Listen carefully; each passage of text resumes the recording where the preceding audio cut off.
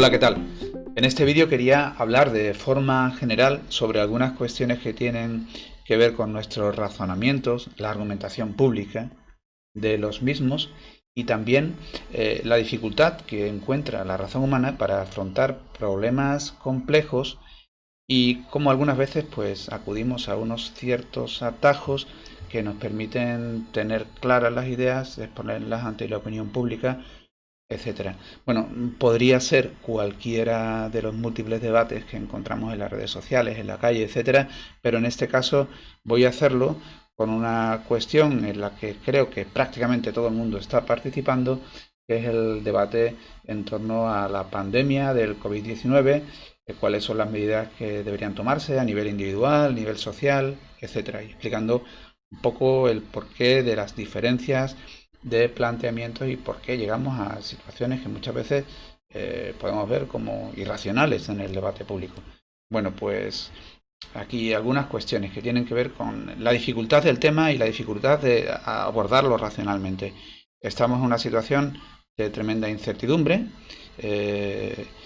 y bueno, pues eso lleva directamente, desata todas nuestras capacidades racionales para orientarnos dentro de las mismas, buscar soluciones, etcétera. La cosa se complica cuando se reciben mensajes contradictorios. Bueno, y este es un claro ejemplo de mensajes contradictorios en todos los sentidos, desde la naturaleza del virus, las características de la pandemia, cuál puede ser su desarrollo, cuáles son las medidas más adecuadas que debemos tomar a título personal y social para evitar que la pandemia nos contagie o que vaya a más, etcétera. Bueno, pensemos, es que son tantos los ejemplos que ocuparía todo el vídeo. Por ejemplo, los mensajes contradictorios que hemos recibido en relación con las mascarillas. Primero, que no era aconsejable su uso, que podría ser incluso perjudicial, que debería estar exclusivamente limitado al ámbito médico.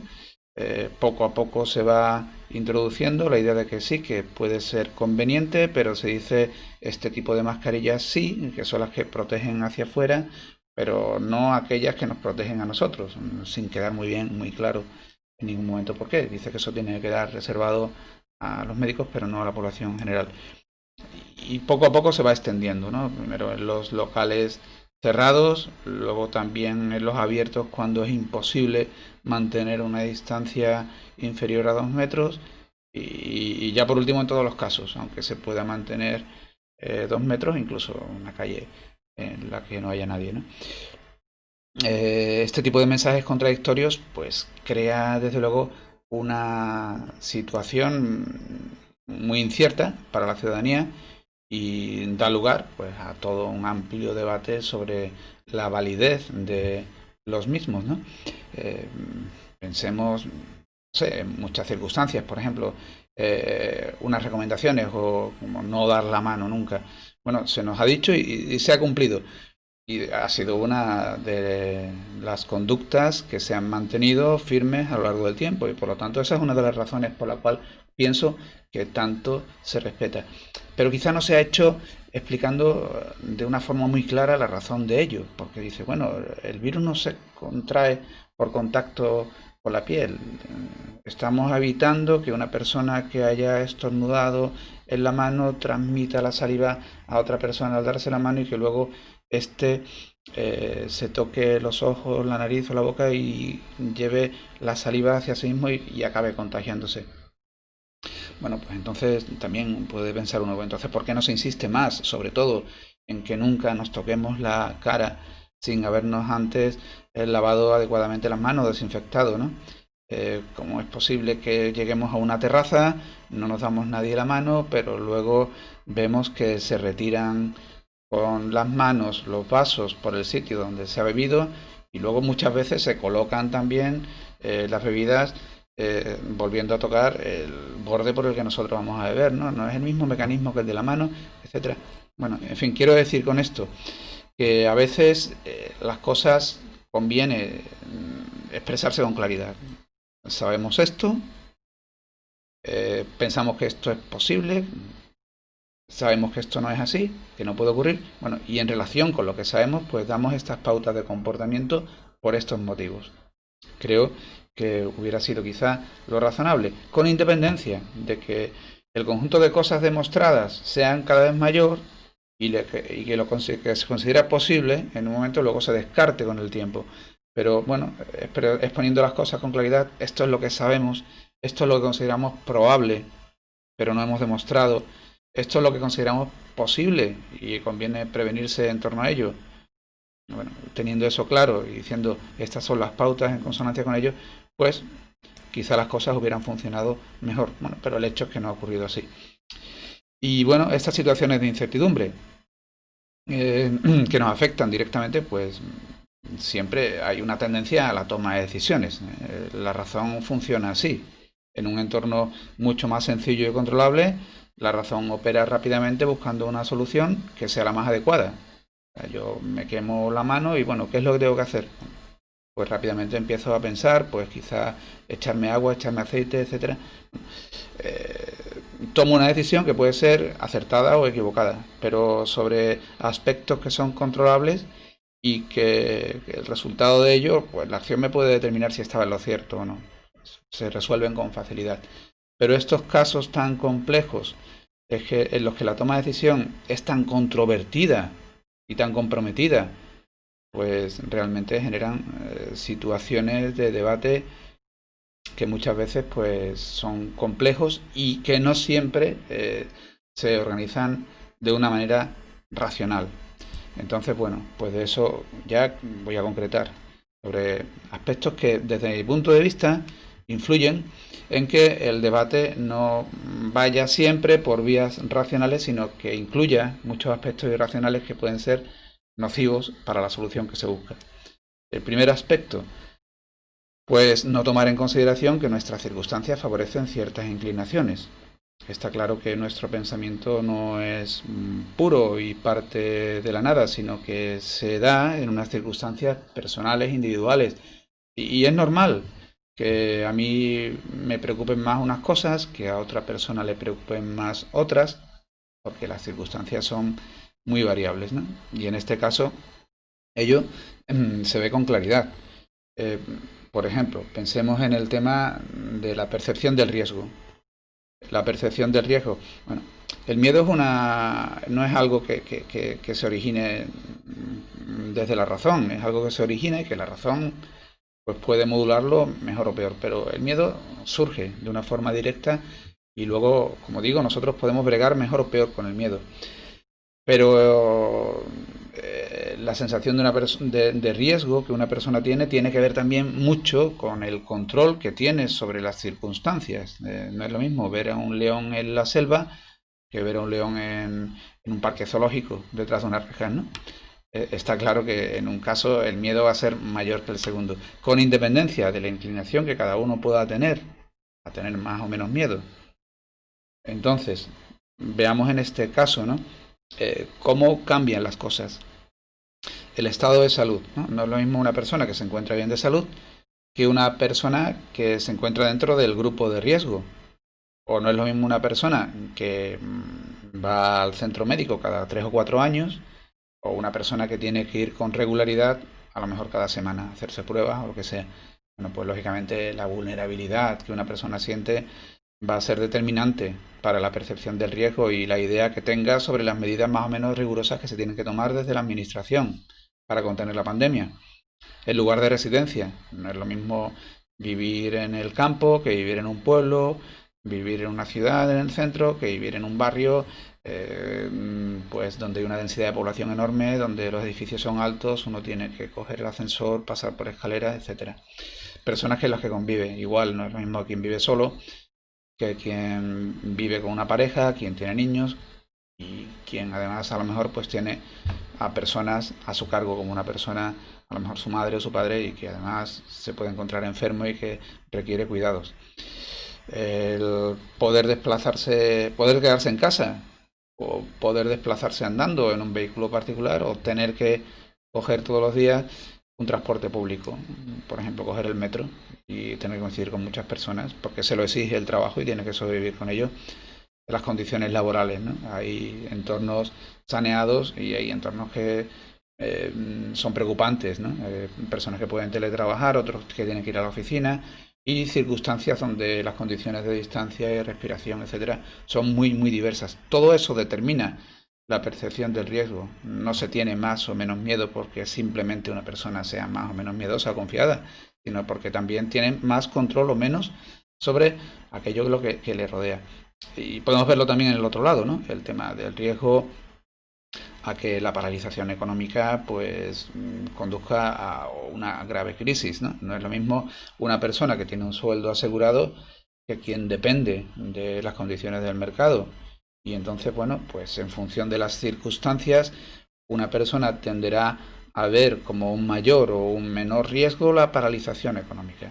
Si uno tiene una actividad económica que depende de una manera muy directa del funcionamiento, el movimiento económico, pues lógicamente tendrá una gran preocupación porque ninguna de las medidas que se tomen lleven a esa paralización de la economía. Y quien vive de una manera más holgada o con menos incertidumbre, pues verá como un menor riesgo el confinamiento o la paralización económica. Bueno, esto es algo que debemos tomar en consideración porque muchas veces estamos debatiendo con otras personas con circunstancias completamente diferentes a las nuestras y no tenemos la sensibilidad suficiente para ponernos en su lugar y ver que su preocupación es una preocupación muy seria. Porque si una persona, por ejemplo, está trabajando en el hospital, tiene a varios niños en edad escolar y encima pues tiene luego un familiar mayor al que tiene que cuidar, evidentemente esa persona tendrá una presión psicológica mucho mayor que quien vive, por ejemplo, pues solo en el campo, lógicamente. Bueno, pues otra cuestión aquí, una visión unívoca de la verdad y simplista de la ciencia. Aquí voy un poco a cuestiones que tienen que ver en la manera en que nosotros interpretamos la argumentación de validez de una proposición. Esto es verdad porque esto y lo otro. Y también algunas cuestiones de fondo, que en este caso tienen que ver con contenidos y en el caso específico del COVID-19, de la pandemia, pues tienen que ver con la visión que se tiene de la ciencia. Bueno, pues aquí nombro distintas nociones de verdad. No siempre somos conscientes que cuando nosotros argumentamos algo decimos esto es verdad porque tal y cual. Los esquemas de verdad que estamos empleando son muy distintos entre sí. Parece que es lo mismo, pero no es lo mismo cuando estamos diciendo que una proposición matemática es verdadera que cuando decimos que es verdad que ayer hicimos algo o decimos que es verdad lo que se dice dentro de la medicina. Y estamos empleando esquemas argumentativos muy, muy distintos entre sí. Utilizamos de una manera general la idea de la correspondencia con los hechos. Esto es verdad porque se atiene a los hechos, ¿no? Es verdad que ayer fui al cine porque, mira, ahí se puede comprobar porque tengo aquí tal. Eso sería un modelo de verdad. Las cosas que decimos se ajustan a los hechos, pero hay otras. Está, por ejemplo, el de la verdad como evidencia. Esto es verdad porque es evidente. O sea, un puro razonamiento lógico nos lleva de forma directa a ver que esto tiene que ser así. O, por ejemplo, la verdad con la coherencia. Decimos, bueno, esto es verdadero, si es cierto. Todo lo que nosotros damos por cierto en la ciencia, esto tiene que ser verdadero en este caso particular. O, por ejemplo, utilizamos criterios como el pragmatismo. Esto es verdadero porque funciona. Es verdad que este medicamento es bueno para esto porque cuando se toma, yo lo tomé y me desapareció la fiebre, por ejemplo. O uno que también se utiliza bastante es la idea del consenso. El consenso que debe provocar una noción que sea verdadera. O sea, si algo es verdad, tiene que cumplir con la condición de que el conjunto de expertos que conocen el tema deberían darlo por válido, ¿no? Bueno, pues esto a veces lo manejamos con una cierta confusión, ¿no? Y utilizamos, por ejemplo, el concepto de la evidencia para referirnos a cosas que solo pueden ser comprobadas a lo mejor con una constatación de los hechos. Pongo un ejemplo dentro de lo del COVID-19. Dice, bueno, el tema de los asintomáticos.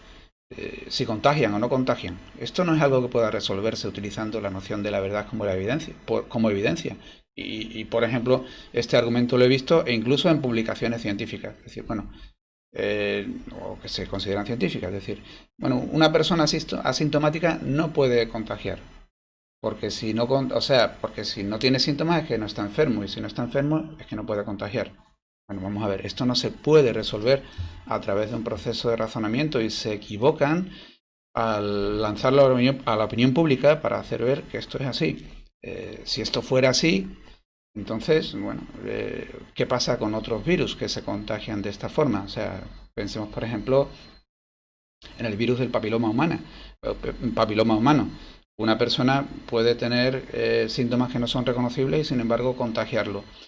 En cualquier caso, una demostración debería basarse en la coherencia, debería ser un principio general de la ciencia médica el pensar que en ningún caso un virus, por su propia naturaleza, puede contagiarse cuando el transmisor es asintomática, cosa que no ocurre, o en este caso, pues requeriría una comprobación experimental, una serie de casos y ver que efectivamente aquellas personas que no tienen síntomas no pueden contagiar. Pero se juega con la evidencia utilizando un inadecuado concepto de justificación o de legitimación de la verdad. Y bueno, ejemplos como estos, la verdad que podría poner hasta la saciedad, tanto por parte de los que defienden unos esquemas como por parte de los que defienden otros. Correlaciones y relaciones de causa-efecto. Bueno, aquí habría también mucho que hablar, ¿no? Una visión simplificada de la ciencia en ocasiones nos lleva a pensar que una mera correlación justifica asegurar una relación de causa-efecto entre dos fenómenos. No tiene por qué. Dos fenómenos pueden darse simultáneamente, pero la razón puede ser una tercera que no está a la vista. Entonces no podemos decir que esto es la causa del otro, que cuando esto aparece, esto causa que el otro ocurra. También, otra confusión muy común, cuando no se establece una relación causa-efecto, no hay nada demostrado y por lo tanto, bueno, todo vale, en absoluto. Así no se procede en la práctica, y mucho menos en la praxis médica. O sea, hay muchas veces que no se ha llegado a demostrar la relación de causa y efecto, pero una mera correlación vale para llamar a medidas preventivas. O sea, durante muchos años, por ejemplo, resultaba muy difícil explicar la conexión a un nivel científico y demostrativo que existía entre el fumar y algunas enfermedades de pulmón, como por ejemplo el cáncer de pulmón. Bueno, sin embargo, era tan visible la correlación entre los dos elementos que, aunque no había una demostración científica, se daba por hecho y por lo tanto a la persona fumadora se le pedía que dejara el hábito en ciertas circunstancias, ¿no? La noción de verificación científica. Esto es también algo bastante común. Poner en tela de juicio el valor de una demostración científica por el hecho de que no hay una constatación directa de una serie de hechos. Y parece que verificar algo dentro de la ciencia es visualizarlo, como el que ve una película o el que ve una presentación de diapositivas, ¿no? Aquí está el virus, entra en la célula, tal y cual. Bueno, hay una serie de fenómenos que son observables y otros fenómenos que no son observables, pero la ciencia no acaba en lo que es directamente observable, ni tampoco la verificación en general es algo que se lleve a cabo a través de la visualización directa de un acontecimiento. Más bien se proponen hipótesis explicativas de los acontecimientos y bueno, y luego lo que se hace es una contrastación empírica a partir de hechos que sí son observables. Pero entonces las leyes o las fórmulas no se ven directamente. Lo que se está viendo es el resultado de ella en los efectos observables. Entonces, a través del método hipotético deductivo, se hacen experimentos en que se trabaja sobre lo observable y ese trabajo sirve para dar peso, dar valor a una cierta fórmula como ciertas, ¿no? Como decimos, por ejemplo, el Big Bang. ¿Quién lo ha visto? Nadie. ¿O quién ha visto un agujero negro? ¿O cómo se puede probar en la teoría evolutiva que el hombre proviene de un antepasado si no hay ningún testigo de ello? Bueno, es que la ciencia no procede a través de observación directa, sino a través de constatación mediante un procedimiento hipotético, deductivo y experimental, salvo, eso sí, algunos acontecimientos que sí se pueden ver directamente. Otra cuestión es sobre el debate científico. Como no hay unidad dentro de la comunidad científica, nada vale. Bueno, vamos a ver, el debate científico es normal dentro de la ciencia. La ciencia no es algo estático a través de la historia, sino que su progreso está ligado al del debate interno y muchas veces al de cambios de paradigmas entre unas épocas y otras. Pero es una visión, se puede tener una visión progresiva que sea compatible con el propio debate. Es cierto que quizá la comunidad científica ha hecho muchas veces uso de la opinión, o sea, se ha servido de los medios para exponer un debate interno y eso ha dado la visión de que no hay un acuerdo entre los científicos, esto no se puede comprobar, ahora lo que diga cualquiera vale. Bueno, creo que no, que es, desde la comunidad científica muchas veces no se han expresado bien las cosas y se da la sensación de que se carece de rigor dentro de la ciencia. Creo que realmente el problema no es de la ciencia, sino que es un problema de la ciencia frente a la pseudociencia, que muchas veces intenta encontrar en estos huecos el medio para proponer atajos rápidos y soluciones fáciles ante las situaciones que dentro de la propia ciencia aún no se han consolidado completamente. Y efectivamente, pues la pseudociencia que utiliza muchos trucos en su argumentación, pues suele ser mucho más fácil de captar y mucho más convincente ante la opinión pública que la ciencia, que es algo mucho más riguroso, más lento, más tedioso. Bueno, otra cuestión que creo que afecta negativamente al debate es el de no estar alerta de las innumerables falacias a las que nos encontramos sometidos continuamente, ¿no? Y lamentablemente incluso las personas que deberían tener una mayor responsabilidad no dudan en utilizar la falacia para convencer a la opinión pública, muchas veces a sabiendas de que con ese tipo de argumentos no se le está haciendo ningún favor, porque no se está favoreciendo el conocimiento, sino que se está favoreciendo el prejuicio y la dificultad para la racionalización de las cosas. Entonces pongo aquí algunos ejemplos. La falacia contra el hombre. Bueno, eso es muy común en el caso del debate cuando dos personas o dos grupos llegan al enfrentamiento entre sí. En vez de analizar adecuadamente la propuesta de la otra persona, pues nos vamos directamente a atacarlo para quitarle credibilidad al argumento. O sea, pasamos por alto el argumento y lo atacamos aludiendo a la falta de credibilidad que tiene determinada persona que lo dice. Dice, bueno, pero este es el mismo que dijo hace tanto tiempo que tal, o que lo otro, ¿no? Lo hacemos también mucho cuando decimos, bueno, sí, eso es lo que defiende fulanito, o sí, este músico, este también le gustaba tal, intentando quitarle credibilidad sin atender directamente al asunto, sin dejando de lado la cuestión, no afrontándola, sino desplazándola, yendo, pues eso, al descrédito que tiene quien lo dice. La autoridad. Hay sentidos en que tiene, o sea, hay momentos en los que tiene sentido apelar a la autoridad, ¿no? Una institución científica, etcétera, pero muchas veces se hace también para atajar y para intentar salir del paso de la situación. Dice, bueno, tú piensas esto, pero fulanito que es médico dice lo contrario. Bueno, en fin, muchas veces pues un intento de solventar el tema aludiendo a una persona o una institución que tiene cierto prestigio, etcétera. Fulanito lo dice, pero tú tampoco tienes en tu mente la capacidad que tiene ese fulanito que es médico para contestar a este caso particular que yo te estoy diciendo, ¿no? Tendría que hablar con él directamente.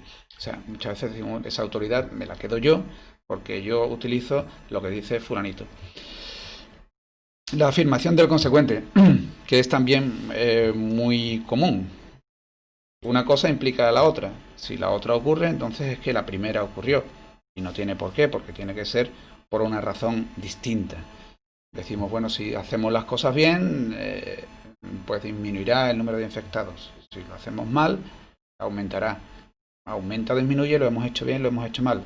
Puede tener que ver, pero puede haber otros factores independientes que hayan determinado el que las cosas hayan hecho que disminuya o aumente. O sea, no tenemos que decir que una sola razón ha de tener que ser necesariamente la causa del efecto observado. No es porque en tal país se haya tomado una medida y en otro otra que eran más acertadas las medidas de quien menos casos ha tenido el que tiene más, porque son muchos factores que muchas veces no tomamos en consideración a la hora de valorar el por qué en un sitio o en otro.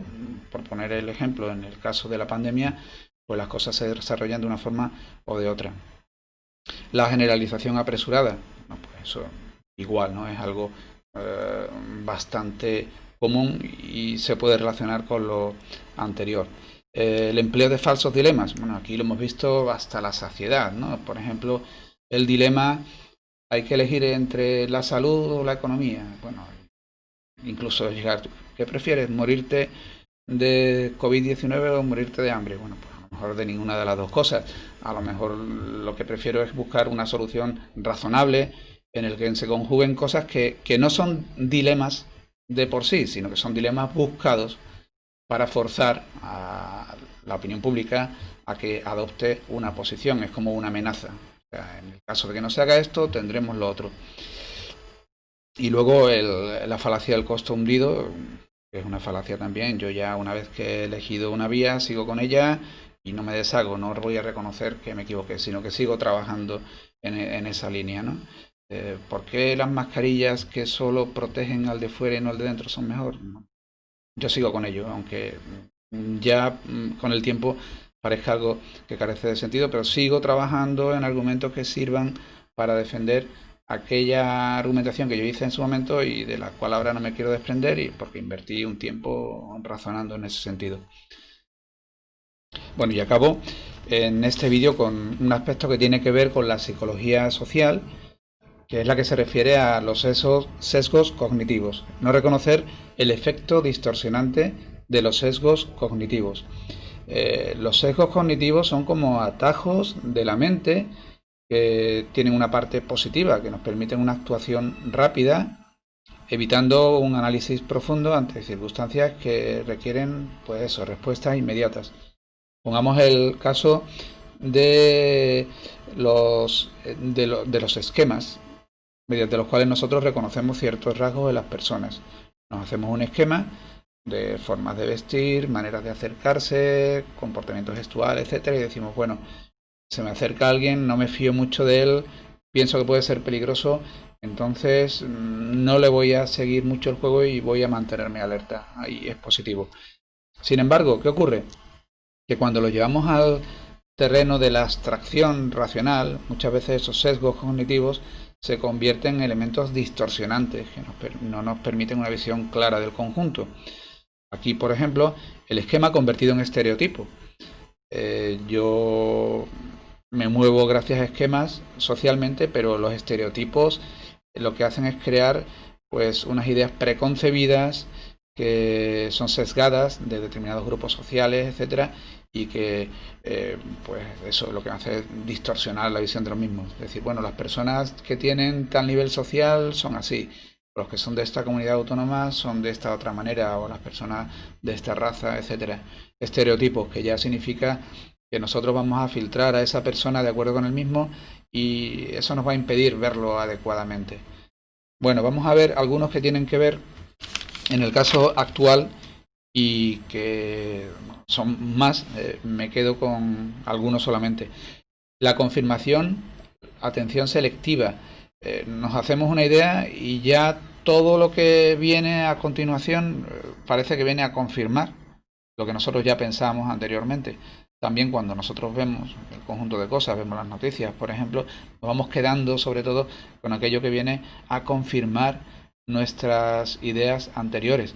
En general, nuestra mente siente placer cuando viene un dato que viene a reforzar una idea previa, y se siente molesto cuando viene un dato que contradice lo que nosotros pensamos y nos lleva a tener que reajustarlo, por lo cual lo que nos hacemos un poco los locos y nos quedamos con lo que nos interesa. La primera impresión y anclaje, bueno, aunque nos dé la sensación de que nuestro planteamiento es el resultado de un análisis muy serio, de maduración progresiva, proceso dialéctico, etcétera, la realidad es que por lo general son los primeros momentos en los que nosotros empezamos a tomar el tema cuando tenemos una serie de inclinaciones y ya nos determinamos a favor de una posición u otra. Y luego a partir de ahí va a ser muy difícil moverse. Y viene el problema del anclaje, que una vez que alguien ha cogido ya una línea, difícilmente se va a mover de ella. El error fundamental de la atribución es muy común cuando tenemos un enfrentamiento con alguien que piensa distinto a nosotros, y consiste, en general, que en el comportamiento de los terceros nosotros tendemos a interpretar que han valido fundamentalmente factores internos, su forma de ser, su carácter, él es así, y no elementos contextuales. ¿Por qué ha hecho esta persona esto? ¿Por qué ha dicho lo que dice? Bueno, ¿qué va a decir? ¿Qué va a hacer si es tal persona que tiene estos rasgos, ¿no? Con nosotros somos más benévolos, entonces por lo general atribuimos al interno aquello que tiene éxito. Por ejemplo, si yo hago muy bien un examen, digo, bueno, es que esto yo lo sabía muy bien, a mí se me da muy bien esta materia, y si suspendo, o cuando es algo negativo, pues sí tiendo a atribuirlo a factores externos, circunstanciales, contextos, ¿no? ¿Por qué me ha salido mal el examen? Es que no dormí bien ayer, o me encuentro mal, me duele la cabeza, el profesor ha preguntado justo lo que era menos importante, etcétera, algo que me exculpe. El efecto heurístico y la disponibilidad heurística. El efecto heurístico se refiere a la importancia que tienen las emociones en nuestra valoración de las cosas. Yo estoy positivo y bueno, no va a pasar nada, aquí esto se va a solucionar. Y tiendo a darle un encaje racional a lo que es simplemente un efecto emocional. Si también soy una persona con ansiedad, tal, digo, bueno, todo va a ser terrible, esto va a acabar fatal, ¿no? Tiene que ver también mucho con la salud porque hay una tendencia a interpretar como el riesgo, que el riesgo se encuentra en ciertas enfermedades o en ciertos factores y no en otros. Y muchas veces el modo de vida que nosotros buscamos como saludable se encuentra condicionado por esas ideas preconcebidas que tenemos sobre los peligros y que muchas veces tienen que ver con experiencias anteriores nuestras, de familiares o de personas cercanas. La disponibilidad heurística es el recurso a una idea como clave explicativa de todo, que es una idea que nos viene a la mente con facilidad, que recordamos de una manera sencilla. Se da muchísimo en este caso y en cualquier otro. Yo tengo la tendencia a interpretar de que todo es el resultado, por ejemplo, de la superpoblación, o que todo es el resultado de la corrupción dentro de la industria farmacológica, o cualquier otra idea. Y ahora esa idea se convierte en el elemento clave explicativo de todo problema que me llegue. Y entonces, en realidad, es algo que impide el que haya un análisis serio, porque la solución ya se encuentra desde el principio marcada, y cuando el diálogo se establece entre personas que tienen disponibilidades heurísticas diferentes, pues realmente es como hablar a la pared. Cada uno va hacia la clave explicativa que él considera la válida y de ahí no se sale. El sesgo de la información consiste en que ante un problema que se me plantea, yo no busco los elementos relevantes que me lleven a la solución, sino que ahondo en búsqueda de información que a lo mejor tiene que ver más bien con mi propio desarrollo expositivo ante los demás, etcétera, y lo que hago es, al fin y al cabo, irme alejando de una manera progresiva de los elementos claves para una solución efectiva. Entonces empiezo a pensar, por ejemplo, que la industria farmacológica, un montón de datos, tal, o teorías como la conspiración, etcétera, y cada vez voy dotando mi discurso de una información más irrelevante para el caso que compete, y si lo que estamos hablando es de buscar una solución efectiva y decir, bueno, cuáles son las medidas que tenemos que tomar, ¿no? El exceso de confianza lo vemos continuamente. Una vez que uno se convence de algo, toma tal confianza en lo que dice, en el que, bueno, pues es capaz de proponer incluso a la opinión pública medidas que tienen que ver con el cuidado y con la salud personal, ¿no? Cosas que son muy delicadas. Sin duda alguna, uno confunde la seguridad personal con la certeza de que todo lo que dice es cierto o va bien encaminado. El efecto arrastre y la conformidad. Bueno, yo hago lo que se dice. Si me dicen que no dé la mano, por ejemplo, pues no la doy. Pero no porque yo realmente sepa que puede tener un efecto pernicioso si luego me toco la cara, sino porque no se da la mano y ya está. La conformidad. Yo hago todo lo que se me dice y estoy seguro que está bien porque es lo que hace todo el mundo. Ojo, esto no tiene por qué ser algo atribuible al conjunto, puede ser, y más bien suele ser así, atribuible al grupo de pertenencia o un grupo de referencia. Yo muestro la conformidad con aquello que se dice dentro de mi grupo y no quiero poner en tela de juicio ningún elemento que sea sobresaliente porque tendría que justificarme mucho y podría haber una cierta sospecha sobre mí, podría acabar siendo un excluido. Por lo tanto, bueno, no lo hacemos siempre conscientemente, pero de forma inconsciente, pues decimos lo que dicen en general dentro del grupo, porque es la situación más cómoda para nuestro cerebro, para nuestra mente. La resistencia reactiva, voy a lo de la mano ahora, pero al revés. Dice, bueno, me dicen que no de la mano, pues yo la doy.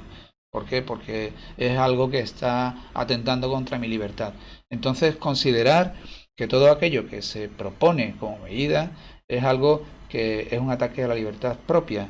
Es algo muy común dentro del mundo de la adolescencia, pero que también se da luego cuando una persona ya es mayor. El considerar que todo lo que se le dice viene a ser eso, algo que se contrapone a su libertad y que tiene que eh, rebelarse contra ello. Y los puntos ciegos, bueno, totalmente común, es el ver los sesgos cognitivos en el adversario, pero no verlos en uno mismo. O sea, somos, a lo mejor tenemos una gran perspicacia para ver aquí un sesgo de confirmación. Mira, solo pone noticias que vienen en la línea acorde con lo que él mantiene, pero no vemos que a lo mejor nosotros estamos haciendo también lo mismo.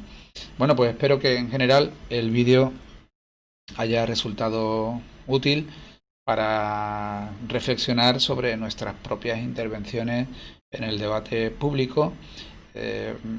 Pido que se tenga conciencia de que a veces lo que nosotros decimos tiene influencia y hay personas que pueden seguir lo que nosotros estamos aconsejando y por lo tanto lo que pido en consonancia con eso es humildad, el reconocer que formamos parte dentro de un conjunto de personas que debaten, que tenemos nuestras perspectivas, que es interesante que las analicemos bien para que sean lo más racionales posibles, pero teniendo eso en cuenta que también podemos equivocarnos ocasionalmente y que a veces es necesario retomar las ideas, reflexionar sobre ello y ser crítico con nosotros mismos.